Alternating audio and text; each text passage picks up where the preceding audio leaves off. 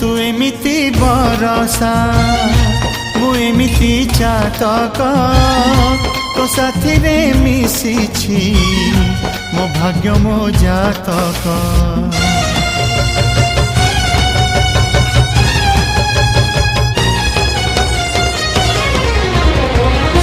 ए आकाश जेबेरे ए माटी रे लोटिब ए अटूट बंधन टूटिले टूटिब।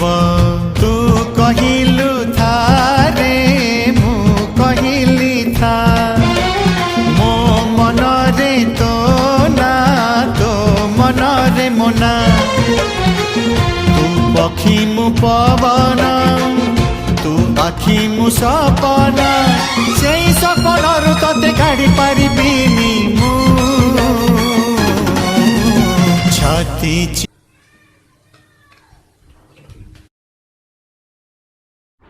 हाय सांग माने केमती अछंती आशा करछि आप माने समस्ते भलरे थिबे। मु भी बहुत भलरे अछि। आपन को आपण परिवार को मो तरफ अनेक अनेक शुभेच्छा। आज मु बनैछि लंच थाली जोड़ा कि सिंपल लंच थाली बनैछि बिना प्याज रसुन रे। आपन को केमती लागिला प्लीज मो चैनल को अधिक मात्रा रे लाइक एंड शेयर करंतु।